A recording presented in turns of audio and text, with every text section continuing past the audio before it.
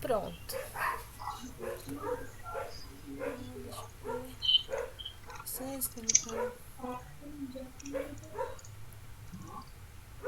Tá. Só um pouquinho. Acho que tá gravando. Bom, vamos lá. Bem-vindas, meninas. Estou gravando aqui a gente. Vou me apresentar porque vai ficar gravado, mas vocês já me conhecem. E depois, se vocês puderem se apresentar, também vai ser muito bom. Eu sou Natasha, eu sou uma artista visual, sou professora de artes visuais, também arte educadora e estudante de pós-graduação em História e Cultura Afro-Brasileira e Indígena. E esse é o primeiro workshop para pais e educadores, um workshop com o apoio da NIR Protocol e com a Organização Descentralizada Autônoma Children's of the Down. E hoje nós vamos fazer a introdução do livro Diálogos com Reggio Emília, Escutar, Investigar e Aprender, da Carla Rinaldi, que é esse livro aqui. Bom, no mais, eu já me apresentei. Quem quiser, a palavra agora é sua.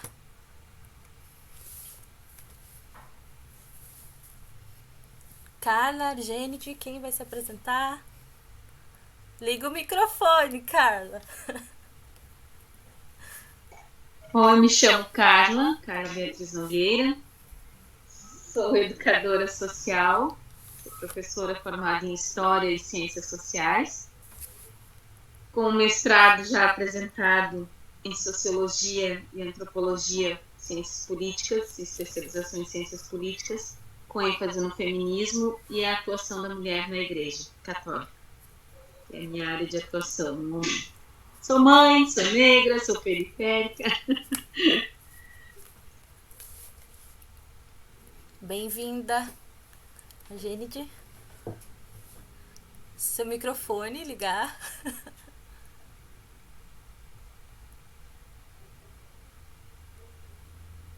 Não dá pra te ouvir, eu não sei o que é. Acho que é com questão do fone, talvez. Agora dá? Agora sim. Bom, em primeiro lugar, eu queria dizer que eu estou honrada de estar aqui com vocês duas. Eu não tenho essa bagagem toda, nem da Carla, nem da Natasha. Eu sou artista visual e autodidata e estou muito empenhada assim, em fazer algumas coisas ligadas à educação. Principalmente para passar algum conhecimento que eu tenho tido do metaverso, de Web3. Então a educação me interessa no sentido de talvez eu conseguir formas de passar conhecimento para... Né, eu estou envolvida muito com as mulheres cis, mulheres trans, mulheres não binárias, travestis, vindo de uma exposição que focou essas pessoas femininas, no feminino no seu mais amplo espectro, e é isso que me interessa, porque também nós vamos levar para elas coisas ligadas à educação. Gratidão por estar aqui. Coisa boa. Então eu vou apresentar uma tela. Deixa eu ver aqui como é que eu faço. Apresentar. Achei. Bom, eu preparei uns slides. Vou botar aqui vocês do ladinho. Cadê vocês? Aqui. Eu preparei alguns slides para falar sobre Reggio Emília. No questionário eu fiz uma colocação, né, de uma pergunta se vocês conheciam o Reggio Emília e já tinham ouvido falar sobre isso, né? Bom, o que é Reggio Emília, né? Primeiramente, a gente sempre acha que é uma pessoa, porque tem um nome de uma pessoa. Primeira vez que eu ouvi, eu pensei, quem é esse ser humano? Que eu nunca ouvi falar. Bom, Reggio Emília é uma cidadela é uma cidade que ela tem cerca de 140 mil habitantes. Eles têm 33 escolas municipais focalizadas em uma educação de uma pedagogia de autonomia. Bom,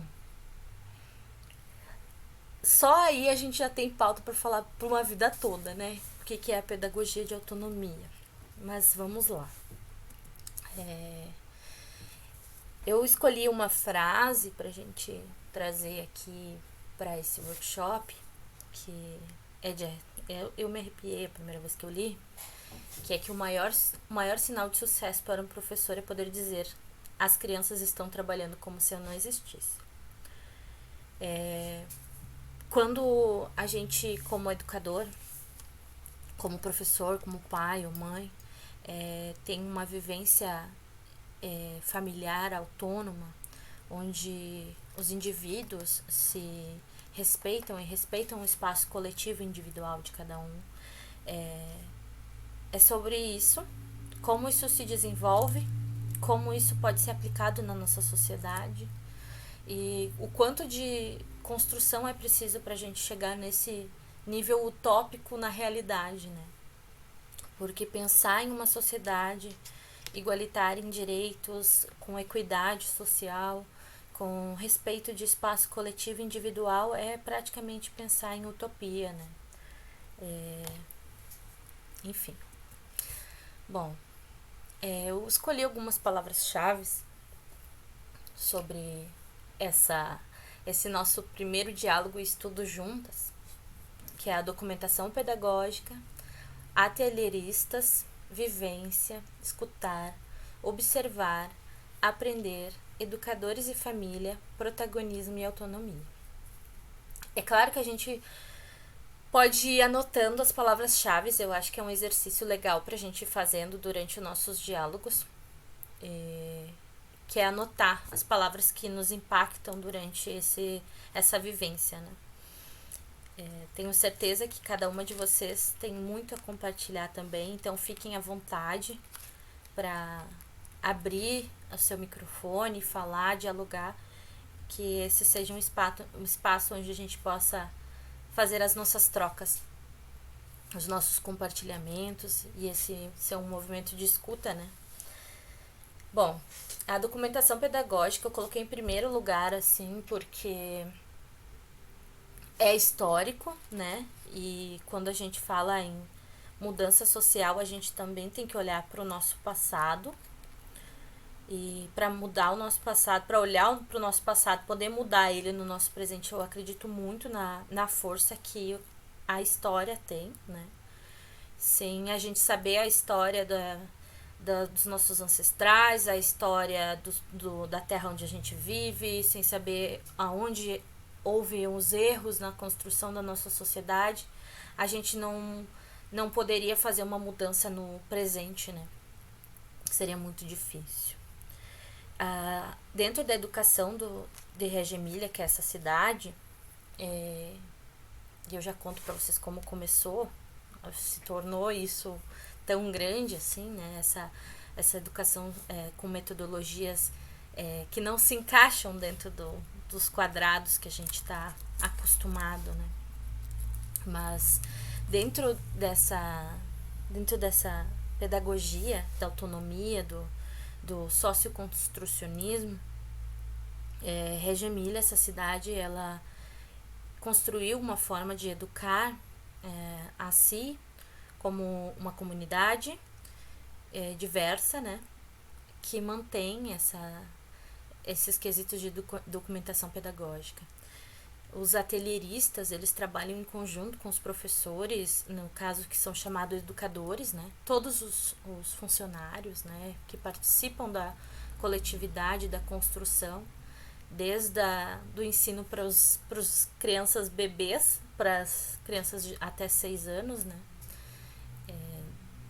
Essas pessoas são chamadas de educadores. E o atelierista, ele tem um papel fundamental, né, que é trazer a arte como espaço de vivência, de experimentação e um direito, né, da criança a exercer o seu papel de autonomia, de criação, de pergunta, né, de se expressar. E quando a gente coloca a vivência, que quando eu coloquei a vivência, foi pelo fato da gente poder experienciar as coisas com profundidade, porque nós vivemos em uma sociedade que, no momento, pode ser que a gente se sinta, às vezes, muito automatizado, né? Quem já foi aluno, quem já foi professor, sabe o quanto, muitas vezes, a gente tem um mantimento daquilo que é muito quadrado, do que é muito fechado. E a vivência, ela nos permite exercer o nosso papel de liberdade, de autonomia, né?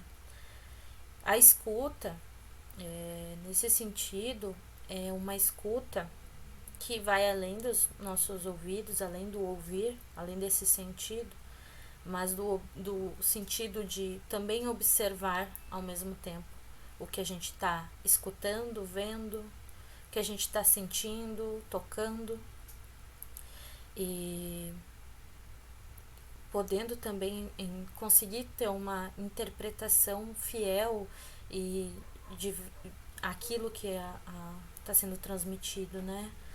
E também poder fazer as nossas próprias interpretações, né?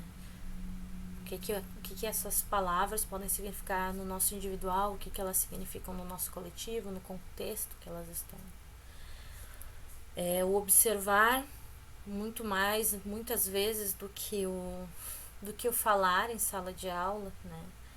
O observar como as crianças constroem de forma individual e coletiva, como elas apresentam as dificuldades de relações de amizade, relações com os outros professores, educadores, com a família, né? E a forma com que elas aprendem, porque nenhuma pessoa no mundo aprende da mesma forma. Às vezes aprendemos de maneira mais visual, às vezes aprendemos de maneira mais auditiva e por aí vai. Reggio Emilia preza muito a cidade, a cidadela, as pessoas que vivem nessa comunidade prezam muito pelos educadores e a família, nesse sentido de que essas pessoas, elas constroem de forma conjunta uma pedagogia de rede. Não existe um movimento onde não possa passar por todas essas pessoas que constroem a sociedade. Claro, a criança está dentro desse família, e os educadores e a família, eles estão dentro dessa sociedade. Nesse sentido, bem-vinda, Nelise. Nesse sentido, se tu quer te apresentar? Não quero atrapalhar, pode continuar. Você que sabe. Nesse sentido, os educadores e a família, eles precisam estar em harmonia e compreender que existe uma construção coletiva nessa sociedade, que não adianta apenas os educadores ou apenas a família desenvolver um trabalho. É preciso que a sociedade em si, ou seja, todos esses que estão ao redor, possam construir, de certa forma, essa nova vivência, essa nova forma de visualizar o mundo. E a autonomia e o protagonismo, eles estão em último lugar ali, mas eles não é por ordem, assim, não tem um significado de quem chegar primeiro, mas de o quanto o protagonismo das pessoas em realizar, em conhecer, em se perguntar, o quanto é importante as crianças sentirem-se curiosas quanto à sociedade, quanto àquilo que elas vivem, né? É algo muito importante. E a autonomia de que a gente não deve tirar o direito nem das crianças, nem das pessoas em geral, de terem escolhas, né? A gente pode orientar, a gente pode mostrar formas diferentes de visualização do mundo, mas não tirar das pessoas a autonomia porque o aprendizado, ele também vem dessa autonomia, né? É impossível eu dizer para uma pessoa, por exemplo, que se ela correr todos os dias ela vai ter uma saúde melhor, se eu não sei a realidade dessa pessoa, se eu não sei se ela tem vontade de correr, se eu não sei nada disso. Eu posso até falar para ela, mas o que deve fazer com que ela sinta vontade de correr é a autonomia. E isso vem dos exemplos, né? Quando a gente percebe que as pessoas elas estão chegando a momentos de evolução, isso nos inspira e faz com que a gente tenha essa vontade também. Óbvio que existem questões psicológicas e psiquiátricas envolvidas também, né, nesse sentido, e que a gente não também tem que compreender que não tem o poder de controlar tudo no mundo, né? A gente pode estar sempre tentando fazer o nosso melhor com as nossas possibilidades e, enfim, nesse momento construir uma nova sociedade, né? Alguma dúvida? Vou seguir.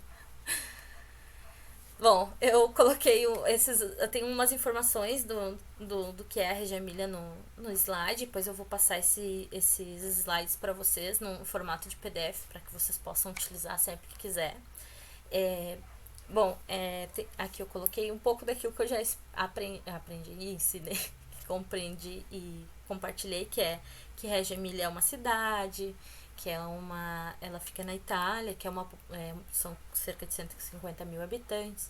É uma cidade próspera e ela é uma cidade muito diversa etnicamente. E foi isso que moveu a construção de uma nova região. Essas 3 escolas que existem lá, como é que elas funcionam, né? Que as crianças elas são atendidas dos pequenos meses de vida até os 6 anos de idade, depois tem um papo para outra aula na semana que vem. Bom, o que acontece, né? Como é que foi criado o Reggio Emilia? Essas metodologias, eu vou dar uma passada rápida, mas elas foram criadas pós-guerra. Foi uma forma de visualizar um novo mundo longe do fascismo, né? Foi após a Segunda Guerra, né? E então algumas pessoas foram responsáveis por isso. Bom, ela celebra, eu coloquei um trecho da página 33, que além disso, além dela ter sido uma conquista, né, e um direito, uma luta pelos direitos das pessoas de liberdade, de combate ao fascismo, ela também trabalha muito a história da mulher, né, dentro da sociedade. Inclusive no livro fala muito sobre isso, de como as mulheres elas estão envolvidas como as maiores chefes de família dentro da sociedade, tanto lá em Reggio Emilia quanto qualquer outra cidade, outro país, né? Quanto o protagonismo dessas mulheres elas influenciam a nossa sociedade, né? Já que elas são uma das principais forças que movimentam, né, o mundo. Então, o livro fala muito sobre isso, sobre a participação da mulher, como ela lutou pelos direitos da criança. E nesse caso, ele fala em específico de uma educadora, que é a educadora que escreveu esse primeiro aqui, a Maria Montessori. Ela foi uma das primeiras educadoras, né, de Reggio Emilia, com essa ideia de ouvir, de escutar a criança, de escutar as pessoas, de observar como ela se desenvolve, de como aprender e ensinar ao mesmo tempo sem tirar a liberdade de escolher, de vivenciar, de ser, né, de cada pessoa. E essa pessoa, que é a Maria Montessori, ela lutou, né, pelos direitos das crianças, principalmente para impedir o fascismo. Então, muito perfeito para aquilo que a gente está vivendo hoje, a gente pensar nesse tipo de pedagogia para o país onde a gente vive, que é o Brasil, né? Onde a gente tem um assombro fascista rolando, né? E como a gente vai fazer as nossas mudanças dentro da sociedade se a gente não tiver um sonho, mesmo que utópico, de vivenciar um novo mundo, um novo aprendizado, uma forma de vivenciar de forma diferente, né? E o bom desse livro também e dessa pedagogia de Reggio Emilia é a forma como que as pessoas agem na sociedade em Reggio Emilia, é que eles não são pessoas neutras, e a gente não pode ser neutro. Então, inclusive cita no livro, como eu coloquei ali, que a pedagogia, assim como a escola, ela não é neutra, ela toma partido, ela participa de maneiras profundas e vitais desse projeto, cujo tema central não é a humanidade, mas suas relações com o mundo, seu estar no mundo, seu sentimento de interdependência com aquilo que está fora dela mesma. E assim a pedagogia implica em escolhas, e escolher representa ter coragem das próprias dúvidas, incertezas, quer dizer participar de alguma coisa pela qual se assume a responsabilidade. E assim, cada frase e cada vez que eu leio, pelo menos, eu consigo tirar uma nova interpretação disso, dessas vivências que são passadas pela Carla, né, que viveu em Reggio Emilia. Assim, é perfeito isso, né? O quanto a gente precisa de autonomia, o quanto a gente precisa nos encorajar, né? E às vezes o quanto isso também dói dentro da sala de aula, né? Porque a gente nem sempre a gente vai ter a segurança de que a família vai estar presente conosco e que vai nos ajudar a construir coletivamente uma nova sociedade. Às vezes os nossos próprios colegas, eles estão em outras vivências e talvez não consigam compreender as nossas vontades de mudança social, e que talvez a forma com que eles se posicionem diante da sociedade, diante de cada situação, talvez não seja mais adequada, e a gente também tem que respeitar essa autonomia, né? E ao mesmo tempo se encorajar para dizer o quanto é importante essa mudança, né? E que ela seja mais leve, né? Mas que ela não seja calada, que ela não seja neutra, que ela seja forte, né? Que a gente possa se fortificar, né? Que a gente saiba que muitas vezes a gente corre alguns perigos. Quer falar, Jane? Muito, quero. Eu tô emocionada aqui, porque eu sou filha de professora, né? Minha mãe, eu acho que ela era muito avançada para a época dela, porque ela me alfabetizou, eu fui aluna dela, e ela conseguiu não fazer com que isso fosse um problema, né? Ser filha da professora, a protegida da mamãe, né? Não foi um problema, e ela alfabetizou com o método Montessori, ela estudou muito a Montessori.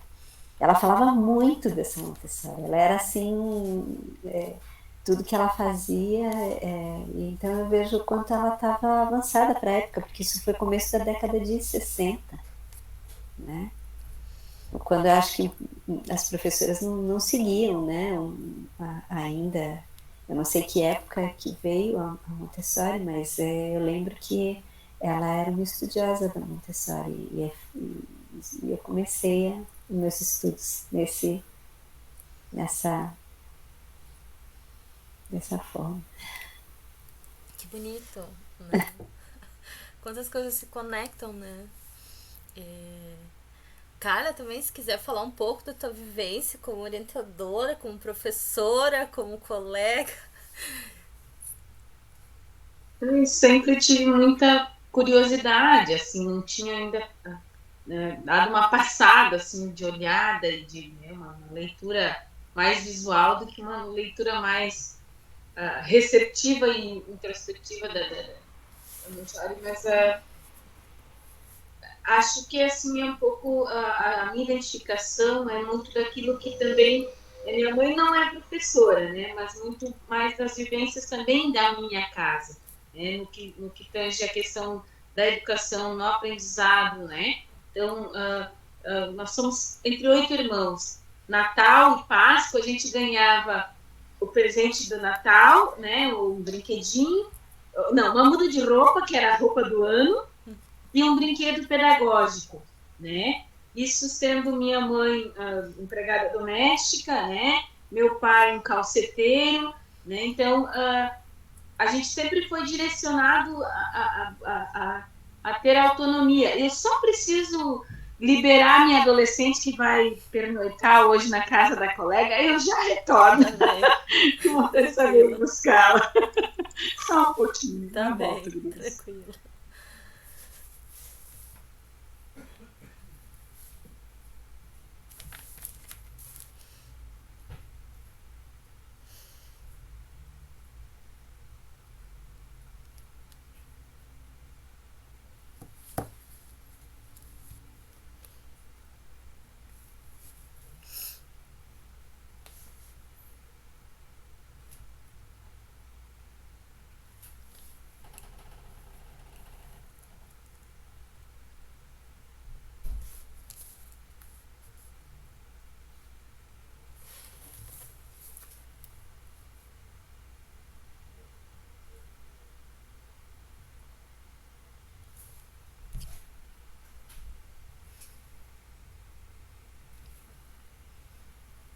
Voltando. Então tá. É sobre isso, né? Crianças crescendo, saindo pra passear. É sobre autonomia, né? Exatamente. E como é importante, né, esse espaço de confiar também, né? Eu não tenho ideia porque não sou mãe, mas por ser professora, sim, né? Bem-vindo, Marcos. O quanto é importante, né, a nossa confiança nos pequenos, nos adolescentes, né? E tu sabes muito bem, né? Foste minha orientadora também. Enfim. Eu dizia, né, concluindo essa perspectiva da autonomia, a gente também desenvolve, né, que nem a Vinha dizia que a mãe dela já estava à frente, né, lá na década de 60, e aí eu penso no meu pai, na mãe, no meu pai, que já é falecido, mas penso na minha mãe principalmente, né, da maneira como ela, para poder estudar, precisou literalmente se distanciar da mãe, né, então, para buscar essa doçura que é o aprender todos os dias, né? E a gente sempre foi instigado a buscar, além daquilo que estava ali. Né? Então, quando ouço, já tinha escutado outras vezes falar, né? Mas poder vivenciar essa experiência agora aqui com vocês da leitura, do aprofundamento, a gente vai linkando. Às vezes a gente está no caminho certo, né? Desse espaço coletivo, de autonomia, enfim, de vibração que liberta, né? Mas às vezes a gente só não se deu conta, né? Então, né? É isso, assim. Que bonito. Um salve para dona Petronila. Tive a honra de conhecê-la. Pessoa incrível, maravilhosa. Bom, é uma parte agora que é sobre o socioconstrucionismo e um pequeno exemplo, né? Que é como acontece, né, o nosso aprendizado, que não, a gente tem que pensar, né, seria ideal a gente pensar em uma forma de aprender e de ensinar onde a gente não só transmitisse, né, mas como ouvindo, assim como a gente está conversando, essa forma com que a gente está falando, né, cada um falando um pouco da sua história, um pouco da sua vivência, como isso faz com que a gente aprenda, né? Aprenda que há muito tempo outras pessoas também vivenciaram a Montessori, ou há quanto tempo também as realidades e as adversidades de cada realidade também construíram pedagogias de autonomia e aprendizagem, né? O quanto essas lutas, o quanto essas vivências de cada pessoa, de cada família, de cada cidade, elas também estão aí para nos exemplificar, né? através dessas vivências. Eu coloquei aqui mais um trecho, né, vou ler para vocês, que é: o aprendizado não acontece por transmissão ou reprodução, ele é um processo de construção, no qual cada indivíduo constrói para si mesmo as razões e os porquês, o significado das coisas, dos outros, da natureza, dos acontecimentos, da realidade e da vida. O processo de aprendizado é certamente individual, mas com as razões, as explicações, as interpretações e o significado dos outros nos são indispensáveis para construirmos nosso conhecimento. É também um processo de construção social. Portanto, consideramos o conhecimento um processo de construção realizado pelo indivíduo na relação com os outros, um verdadeiro ato de construção. E nisso, se a gente for pensar, se não existissem outras pessoas, a gente não se daria conta de que a gente existe, né? Se fosse só uma única pessoa no planeta, diante de toda uma diversidade de mamíferos, herbívoros e, enfim, plantas, e só apenas um ser humano, a gente não se daria conta da nossa existência, né? A gente não se daria conta que a gente pode crescer e construir. Então, nesse sentido, assim, como eu disse, esse livro, cada parágrafo a gente pode dialogar sobre uma vida, assim, né? E esse processo de construção também me lembra um pouco o professor Caco, qual que a gente fez uma vivência juntas, né, Carla, que citou, né, o quanto a gente deve nos perguntar como as coisas são feitas, né? Quem constrói a nossa casa? O que tem dentro da nossa parede? O que estava ali quando aquela pessoa construiu? Quem construiu, né? Na verdade, foi uma única pessoa. Foram várias pessoas. Como essas pessoas fizeram? Como é a vivência de cada uma delas, né?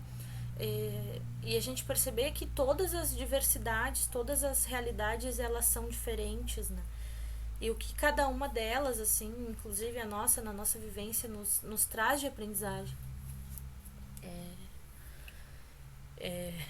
Enfim, vamos lá. Eu separei o vídeo para inspirar, pra gente dar uma olhadinha. Talvez alguns já conheçam. Eu vou colocar aqui. Deixa eu ver se eu consigo mudar a tela. Vamos lá. Aqui. Vocês me digam se estão ouvindo. Eu estou pensando há muito tempo em propor um novo tipo de professor. É um professor que não ensina nada. Ele não é professor de matemática, de história, de geografia. É um professor de espantos. O objetivo da educação não é ensinar coisas, que as coisas já estão na internet, estão por todos os lugares, estão nos livros. É ensinar a pensar, criar na criança essa curiosidade, que para mim, esse é o objetivo da educação, criar alegria de pensar. Eu já tive uma experiência muito interessante com uma menininha de 7 anos. Eu estava com a cabeça quente e eu resolvi então, para descansar a cabeça, fazer uma prateleira. Peguei minha serra circular, minha chave de fenda, as ferramentas. Levei ela para cima e comecei a me preparar. Nessa hora chegou a minha empregada com a filha dela. Sua empregada disse bom dia, eu cumprimentei e foi embora. A menina não foi embora, ela ficou parada lá. Ela estava intrigada com os objetos que estavam lá. Ela queria saber o que era aquilo. O que esse homem vai fazer com isso? Ficou parada lá. Aí eu peguei a trena, abri a trena. Ela disse, que é isso? Isso é uma trena. Para que serve a trena? Serve para medir. Como é que a trena mede? Vem cá que eu te mostro. Eu mostrei a trena, os centímetros. Eu disse para ela, presta atenção que de 10 em 10 risquinhos tem um risquinho vermelho. Você veja o que eu fiz? Eu ensinei sistema decimal para ela. Ela percebeu que as coisas em pacotinhos de 10. Essa é a situação certa para o ensino. quando o que o professor fala provoca a curiosidade da criança e a criança interage, a criança pergunta. Como é que incentiva? Só um pedacinho, né? Bom, nesse sentido, né, o que entra em Regia Emília, assim, principalmente na arte, porque eu citei a arte, né, e o estudo juntos desse diálogo, é o quanto a vivência do ateliê dentro dos espaços ela é importante, porque estar com os materiais dispostos ali nas nossas mesas, nos nossos espaços, livros, e como ele ia continuar a falar, Rubens, não adianta eu pedir para alguém ler e dizer que é bom se eu não leio, se eu não exerço a leitura, né? Não adianta eu dizer que comer fruta é bom para uma criança se ela não me vê comendo na escola, né? E o quanto as importâncias das vivências dentro dos projetos sociais, dentro das escolas, dos professores estarem juntos, né, das crianças, nós não tratarmos eles como inferiores, nós tratarmos eles em um sistema de equidade, igualdade, né, de autonomia, de sentar junto à mesa, de conversar, eles saber que a gente ri, a gente chora, né, porque às vezes também os alunos nos veem como a maior força do mundo, né? Como o porto seguro, né? Também dependendo da situação, porque são principalmente no país onde a gente vive, né? Onde a educação às vezes passa muito longe de Regia Emília, né? A gente tem aí uma educação que é precarizada, onde o professor ele tá em plano mais que inferior, tá, né? Tratado como alguém que precisa prestar um serviço e que esse serviço ele não mexe com nada desse sentimento, né? Então, também a gente ser visto como ser humano e como pessoa que sente, como pessoa que ri, que chora, que fica triste, fica bravo, e também as crianças expressarem isso também, né? Essa liberdade, e a gente não querer mudar o sentimento daquela vivência, deixar que elas experienciem as vivências, né? Por exemplo, aconteceu há poucos dias, eu estava dando aula de arte e eu tenho um aluno autista. E a gente está trabalhando o trimestre inteiro sobre espaço coletivo e espaço individual. Esse aluno, ele não fala, ele não manifesta nenhum tipo de verbalização, ele não verbaliza nenhuma palavra, nenhuma vogal, talvez uma vogal. E os outros alunos, né, eles já expressam, já leem, né, e em espaço coletivo e individual eles estavam fazendo os desenhos, né, sobre o que era espaço coletivo e individual, porque nós estamos trabalhando a semana toda. Então alguns desenharam, teve um que desenhou um dinossauro em uma jaula, né? Então, assim, o quanto aquela força, né, agressiva, aquela vivência de correr, de não sei o que, para ele era importante, mas como ele se sentia, né, preso, assim, tendo que prender aquela força dentro da casa dele, da família dele, às vezes na escola, e realmente tinha tudo a ver, porque ele é super agitado, né? Mas, no caso do meu aluno com autismo, ele não tinha como expressar dessa forma o que era espaço coletivo e individual. Então, a vivência dele é diferente e o aprendizado dele é diferente. Então, a importância da gente também ter os nossos planos adaptados e os nossos planos com inclusão, né? E aí, no movimento que a gente estava fazendo, a ideia era que ele tentasse tocar nos lápis e colocar eles, pintar de cada um pontinho, um círculo de cada cor, mas ele tem muita dificuldade na motricidade também. Só que ele, na hora, foi muito surpreendente, porque a gente sabe como professor que nem tudo sai como a gente quer, quase nunca sai. E isso é pra gente aprender também que a gente não pode pensar em ter controle de tudo, porque a gente tá ali aprendendo junto, né? E me emocionou muito, porque o espaço coletivo individual dele, ele soube demonstrar na maneira dele, porque ele pegou a caixa de lápis de giz de cera e ele começou a organizar os giz de cera dentro daquele mini espaço que era a caixinha. Então ele colocou as cores separadas e colocou elas todas organizadas, né? E aí também vem essa ideia de que a gente precisa desaprender o que a gente aprende para aprender outras coisas, né? Aprender o novo. Porque a forma de vivenciar do aluno, por exemplo, com autismo, é uma forma que eu não aprendi, né? Que a gente não aprendeu, porque a gente não tá vivendo não tem a mesma... não é a mesma coisa, a gente não tem o mesmo sentimento, a mesma vivência.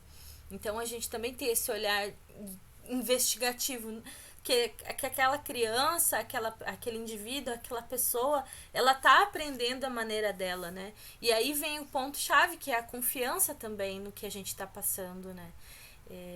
Foi emocionante, assim, porque é um estalo, né? Tu precisa ter esse estalo, porque senão tu passa, né? Passa desapercebido.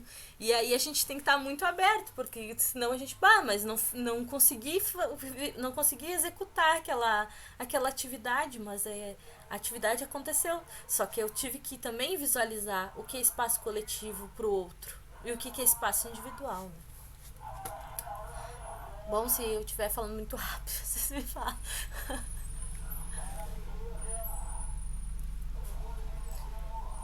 Vou continuar os slides, estamos quase.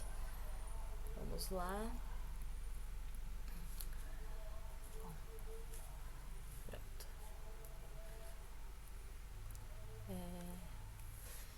Bom, Maturana também é muito citada nesse livro, né? E esse livro também fala sobre a importância da gente ver a América Latina como um território para executar o novo, né? Para acontecer isso que é novo, né? Para essas mudanças. E, bom, eu coloquei algumas citações, eu vou ler elas para vocês e a gente faz uma explanação. O trabalho com a ética de encontro na pedagogia da escuta requer que o educador pense no outro como alguém que ele não pode aprisionar e que desafia todo o cenário da pedagogia, pois a pedagogia do escutar representa o pensamento, ideias e teorias, questões e respostas de crianças e adultos.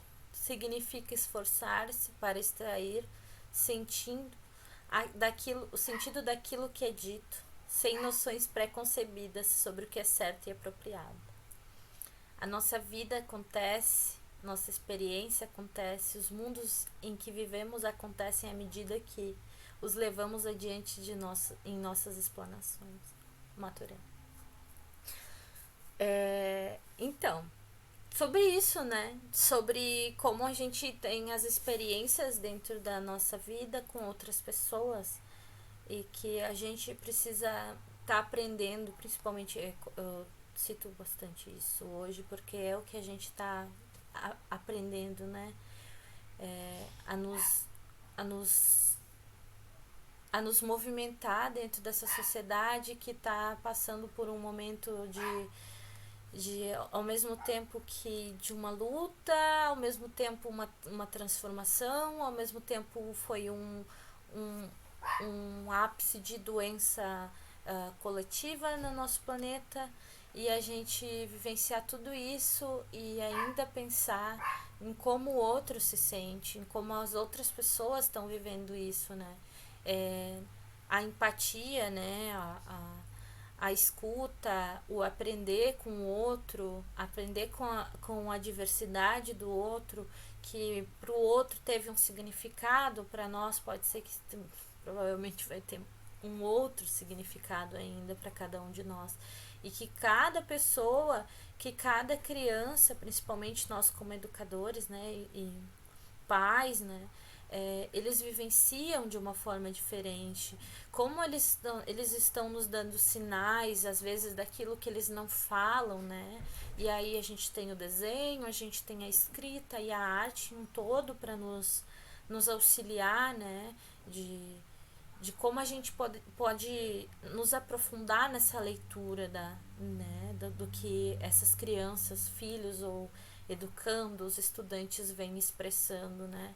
Como a gente faz uma leitura disso, né? Quando a criança não... Aqui. Bem-vinda, Aline. Perfeito, que eu pensei agora em psicologia. E como fazer as leituras dos desenhos, né? Das crianças. E quando elas expressam, né? Como elas expressam os sentimentos, as dores, tanto a criança quanto o adulto, como a gente deve fazer observar isso, ter um acompanhamento tanto pedagógico quanto familiar. E nessa construção, a Aline boa noite, ela é psicóloga. E foi muito sincrônico, porque eu tava pensando assim, como seria bom, né, algum psicólogo falando sobre os desenhos, né, e as crianças, como existe uma forma de leitura daquilo que é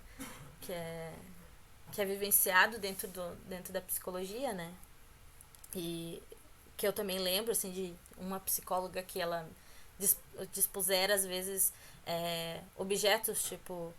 brinquedos, e como a gente tem que construir uma história com aqueles brinquedos, né? E daí, a partir daquilo ali, ela faz a leitura do que a gente está vivendo, né? Vivenciando. E que muitas vezes a gente vivenciou juntas, né, Carla? Carla, fomos colegas, né? E das aulas de artes é onde surgiam muitas histórias, né? Tanto de alegria quanto de sofrimento, e aí parte do sentido do observar e da investigação, né? E a Carla, como orientadora de escuta, porque escutava todo mundo, né? Escutava o professor, educador, escutava o aluno, a família, né? Por aí vai. Estamos falando o tempo todo disso, então... mais uma citação do livro, né? Se vocês quiserem me interromper, por gentileza, se alguém quiser fazer alguma colocação, gente, sintam à vontade. Quero dizer que é uma honra ter vocês aqui. Ainda temos alguns minutos. Aqueles que quiserem se apresentar, que chegaram depois, eu vou estar aberto, tá? A Aline, o Marcos, a Elise, fiquem à vontade.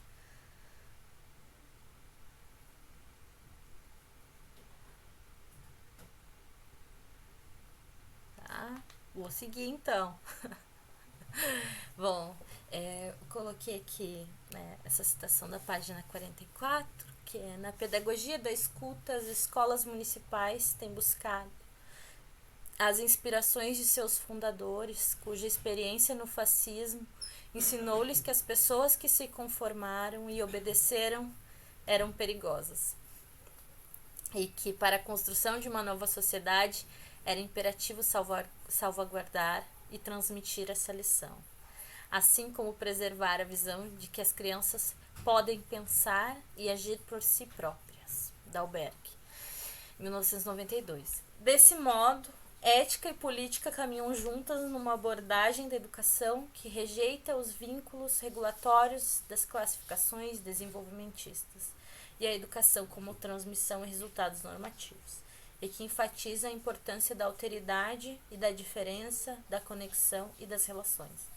Em resumo, a gente precisa o tempo todo desconstruir, né? E saber que a diversidade dentro de sala de aula, dentro de nossa sociedade, é que faz com que a gente possa ter diferentes conexões e aprendizados relevantes que nos façam nos aprofundar, porque se a gente aprender tudo sempre sobre o mesmo, a gente não consegue vivenciar nada. E essa frase também, ela veio muito perfeito, como eu disse no começo, né, daquilo que a gente está vivendo, do cenário político e social que a gente vem vivendo nesses últimos anos, né, golpe, de situação de ter um atual presidente que é extremamente fascista, né? E o quanto é importante a gente estar construindo novas relações na nossa educação, na nossa pedagogia, na forma com que a gente está ensinando, para que a gente possa não ter nenhum problema de estar ali lutando contra o fascismo, mas cometendo atos fascistas, né? Como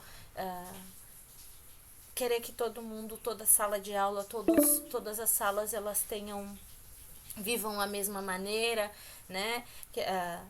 Querer hegemonizar o pensamento, enfim, né? Como a gente precisa dessa mudança, né?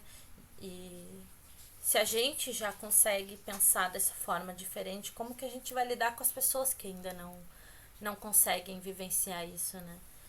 Em sentido, assim, de que essa educação socioconstrucionista, de que essa educação que precisa de ética, que precisa de posicionamento político, de que precisa de abordagens mais de escuta, de observação, de formas diferentes de aprender, de perguntar também e ler aquilo que as crianças fazem e expressam desde de bebês é relevante, né? Como a gente vai fazer tudo isso, né? E ao mesmo tempo outras pessoas da nossa sociedade não, né? Então a gente tem um desafio, né? Para vivenciar. Eu coloquei um desenho aqui que é da Lauren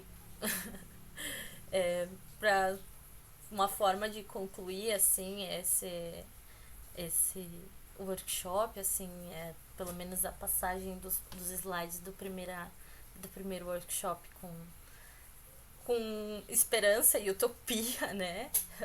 A Lauren, ela tem 6 anos, ela é uma artista incrível. Ela já pinta telas, é aluna da Carla. Enfim, a gente tem muito que aprender. Essa arte ela fez digital, né? Então, enfim, eu vou deixar uma pergunta para a próxima atividade, a gente também falar sobre isso, como pensar o futuro. Agradeço pela atenção de quem ficou até o final, né, desses slides, e se alguém quiser fazer uma colocação, vamos conversar um pouco, quiser abrir suas câmeras, dar um oi, falar sobre a sua vivência. A Aline, que chegou agora, o Marcos, a Annelise, contem pra gente o que vocês fazem.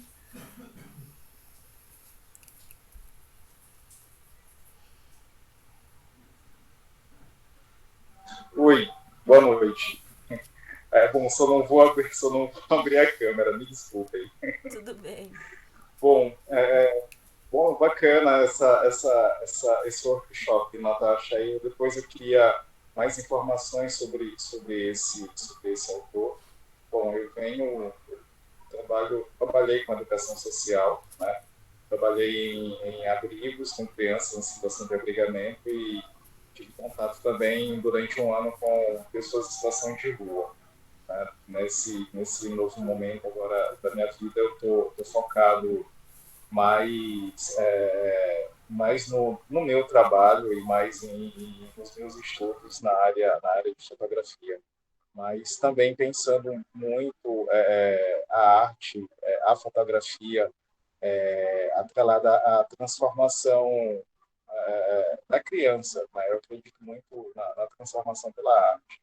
Né? Eu conversando até com a Cris, que é minha namorada, que está aqui do meu lado, uma das coisas que eu tenho muita vontade de fazer, e eu espero, mais cedo ou mais tarde, concluir isso, é montar uma escola de educação social voltada para artes, né? Uma escola de fotografia. Né? Como base, eu tenho a Escola de Fotógrafos Populares, né? Que é a escola do Complexo da Maré, que me chama muita atenção. Teve um ano em São Paulo, teve uma palestra do Ripper, eu fui até ele, né, ouvi o que ele tinha para falar, conhecê-lo, né, e conhecer esse modelo de escola, né, onde eu fiquei sabendo que vai pessoas não só do Brasil como do mundo também até essa escola, aprender os princípios da fotografia, pensar a fotografia como arte, como filosofia. E nesse contexto eu cheguei a conhecer um coletivo chamado Trecho 2.8, que eles trabalhavam com moradores em situação de rua e muitos deles acabaram se tornando fotógrafos, né, por essa escola que trabalhava a fotografia e a filosofia, né, porque muita gente acha que não se pensa fotografia. Depois que eu descobri que fotografia é uma coisa tão pensada e tão, tão filosófica, né, por destrinchar uma fotografia, é uma coisa muito doida.